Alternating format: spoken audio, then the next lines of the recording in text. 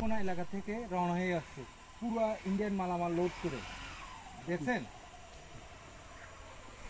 এই মালামাল মধ্যে আছে জিরা আছে, পন্ডস পাউডার আছে, তারপরে আর কি কি যেন মালামাল যেন আছে।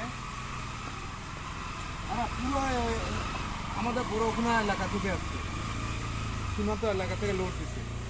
এই যে পিক আপ আছে, মাঝারি পিক আপ, ওই নাম্বার হচ্ছে ঢাকা মেট্রো 53-34-10। দেখেন অর্ধেকে মাল ইন্ডিয়ান মালামাল, জিরা আছে, পাউন্স পাউডার আছে, আর ফুচকা আছে, ইন্ডিয়ান সব ইন্ডিয়ান মালামাল। ড্রাইভারটা পালিয়ে গেছে, গাড়িটা রাইখে ড্রাইভার ওই দৌড়ে পালিয়ে গেছে চাবিটা নিয়ে। দেখেন মাঝারি সাইজের পিক আপ, এটা ডাইরেক্ট ওই ইয়ে যাবে, নেত্রকোনা যাবে।